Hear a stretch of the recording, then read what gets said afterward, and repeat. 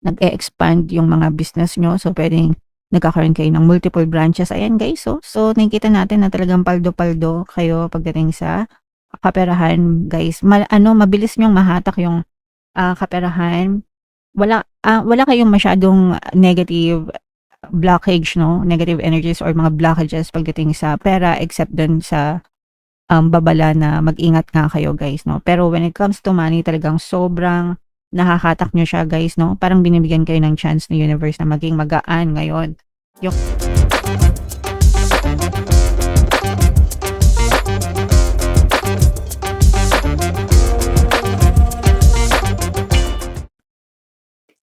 Hello guys, hello Taurus. Welcome back to Pinoy Pixie Tarot. Ang pamagat ng episode natin for tonight is Money Money Come to Me. Ito yung ating money reading guys para ngayong August para sa Taurus, Sun, Moon, Rising sign, and Venus. Unahin natin tong deck na to guys. Ito yung ating money manifesting techniques guys, no?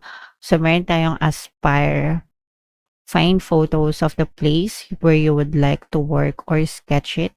Stick these images on a special board and look at them every day. Draw the business card that you hope to have one day and pin that on the board too. Know that it will soon be yours.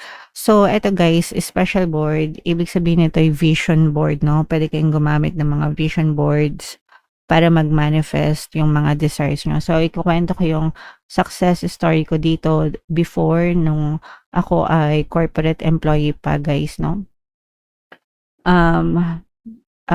Nag-apply ako sa ibang company, ibang posisyon, mas malaking sahod syempre, mas malaking company. So, nung time na nag-apply ako doon, guys, yung posisyon na in-applyan ko, wala akong ka-experience doon. As in, pero nag-apply pa rin ako. So, after ko mag-apply, meron akong organizer, notebook, ganyan. Sinulat ko yung pangalan ko doon. Sinulat ko yung posisyon na in-applyan ko. Tapos, dinrawing ko yung logo ng company kasi madali lang yung logo nila. And then, sinulat ko din yung desired salary ko. So, every day, tinitingnan ko yun. Pinicturean ko pa yun, guys. Ginawa ko siyang wallpaper ng cellphone ko. Tapos, ginaganon-ganon ko siya, guys, no? Hinihimas-himas ko siya tuwing tinitingnan ko siya. Tapos, after 2 weeks, naka-receive ako ng email na job offer. Natanggap ako dun sa kumpanya, yung position na ina-applyan ko. And yung desired salary ko, guys, mas mataas pa kaysa dun sa sinulat ko sa notebook ko. Pero syempre may after taxes pa yun, di ba? But, yeah, that's how manifestation works, mga kapiksi, no? So, kung meron kayong mga vision board, guys, pwede nyong idikit doon yung mga gusto nyong ma-achieve sa buhay. Hindi lang sa work, mga kapiksi, no? But, dahil money reading tayo, so sinample kayo sa akin. Yung another example, kung nanood kayo ng Flash, mga kapiksi na movie, yung movie na The Flash, no? Meron dong Supergirl. Lumabas si Supergirl dun sa pelikula na yon. And yung artista na yon, gumawa siya ng vision board niya. Sa vision board niya, ang nilagay niya ay si Wonder Woman. Okay? Kasi ang intention niya is makaganap ng superhero sa pelikula.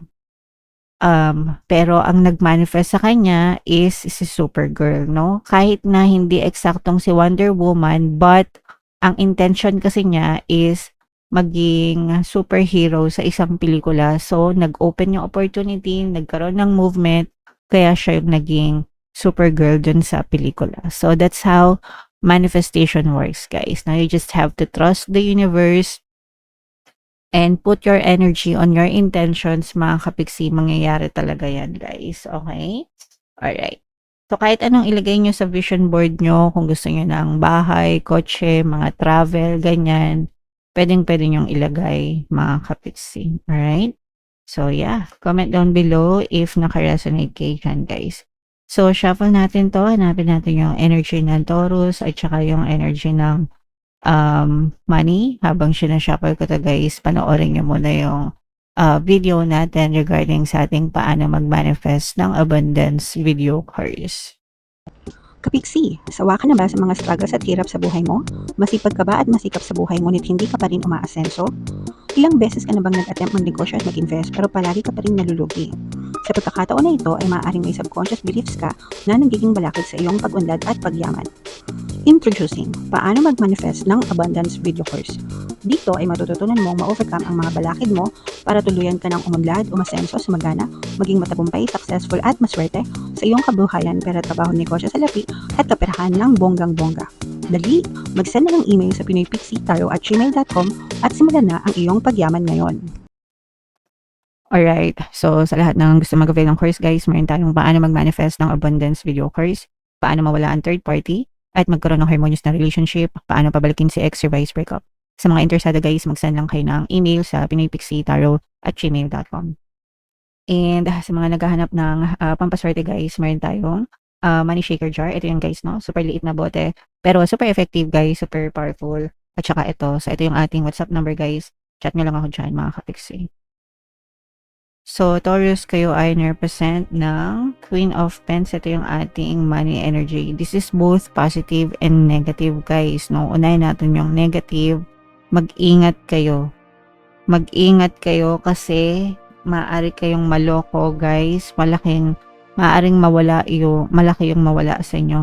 Blessed kayo, guys, pagdating sa pera. No? You have a lot of blessings pagdating sa pera. Pero, maaari din may malaking mawala sa inyo. Na pera kapag kayo ay naloko or na-scam, mga kapiksi. Kaya make sure na mag-ingat kayo sa mga transactions nyo, yung mga online, especially sa mga online activities, online transaction guys, no? Make sure na wag kayo basta-basta mag-click ng mga link, ng mga text messages na na-receive nyo, sa mga tumatawag, no? Minsan may mga tumatawag. Marami na rin mga ganong klaseng modus, mga kapiksi, no? Nagnanakaw ng mga OTPs, nagnanakaw ng mga bank accounts, bank details. So, mag-ingat kayo, guys, kasi maaring malaking pera yung mawala sa inyo dahil sa mga manloloko. Okay? Alright. And these are, pagdating sa money, guys, napakaganda talaga ng energy nyo. For some of you, you are already blessed. Pagdating sa pera, meron na kayong financial stability and security. And yung iba naman guys, maaari pang magkaroon ng bagong simula, bagong opportunities na pagkakakitaan, which will bring in more blessings sa buhay nyo. No?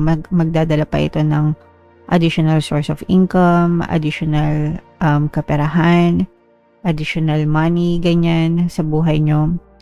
Mga kapiksi, especially kung business ito or investment guys, kasi for some of you talagang kung may mga negosyo kayo, magiging busy kayo, abala sa negosyo nyo kasi talagang papaldo ng bongga yung business nyo. Yung iba nga guys, parang feeling ko kinukulang na kayo sa tulog, kinakapos na kayo sa tulog dahil sa pag-aasikaso sa negosyo nyo guys. Okay? Alright, and another opportunity or another chapter na dadating sa inyo is for some of you talagang maaari mag-level up itong pamumuhay nyo kasi nga dahil dito sa mga additional opportunities na to. So, kumbaga, meron na kayong mga sources of income, blessed na kayo, may mga trabaho kayo, pero meron pang additional na opportunities na dadating sa inyo na mas lalo pang magpapaangat, no? Mas lalo pang magiging dahilan para mag-level up yung inyong pamumuhay, mga kapiksi. Okay? So, i-main-main nyo na yung mga blessings na yan, financial abundance, financial security, mga bagong opportunities, level up, especially sa negosyo. Kung kayo ay nagne-negosyo guys, pwedeng nag-e-expand yung mga business nyo. So, pwedeng nagkakaroon kayo ng multiple branches. Ayan guys, so nakikita natin na talagang paldo-paldo kayo pagdating sa kaperahan guys. Mabilis nyong mahatak yung kaperahan. Wala kayong masyadong negative blockage, no? Negative energies or mga blockages pagdating sa pera except dun sa babala na mag-ingat nga kayo guys, no? Pero when it comes to money, talagang sobrang nahahatak nyo siya guys, no? Parang binibigyan kayo ng chance ng universe na maging magaan ngayon yung daloy ng pera sa inyo. Especially guys, kung mag-avail kayo nitong money shaker jar, no? Maraming nag-avail nito sa akin. And isa sa mga intentions na palagi nilang pinapalagay is magaan ang daloy ng pera sa akin. Okay? So, talagang nagmamanifest yung mga intentions, guys. So, mag-avail na kayo niyan. Pero ito guys, talagang paldo-paldo ito. More money, yung pera nyo guys, nagmumultiply, no? Nagmumultiply as in, ibig sabihin, dumodoble, tumitriple, yung pasok ng pera sa inyo. Ang bilis ng hatak nyo lang sa pera guys. At saka flowing siya, no? Umiikot talaga, mga kapiksi. So, make sure na naglalabas kayo ng pera, especially when it comes to charitable works or sharing ng blessings, guys. No? The best thing that you can do with money is be generous with it. Kapag generous kayo sa pera, guys, talagang mabilis lang din yung balik sa inyo niyan, mga kapiksi. Pero super blessed talaga kayo, guys, pagdating sa pera, as in nagmumultiply talaga siya. Nahahatak nyo siya ng magaan sa buhay nyo, guys. Okay? Parang it's all about the money. Parang puro money yung naririnig ko sa inyo, Taurus, no? So, yeah. Comment down below, guys, if naka-resonate kayo dyan, okay? So, bubunot lang tayo. I-mind nyo na lahat yung kaperahan na yan, guys. Mind, abundance of money. Mind, multiplication ng pera. Manifestation ng pera. Pera. So, bunot lang tayo ng additional message for you guys dahil wala tayong love reading ngayon.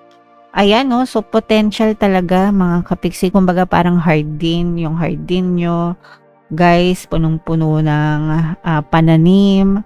Tapos, yung pananim nyo talaga nagbubunga na, mayabong, no? So, malaki talaga yung potential nyo sa buhay na talagang managana kayo ng bonggang-bongga, Taurus, dahil dito sa energy na to. Okay? So, napakaganda ng money energy nyo, guys. Again, i-claim nyo na yung mga magaganda sa comment section. And for more tarot readings, ito yung playlist nyo. Ito naman yung ating success stories ng paano mag-manifest ng abundance video course.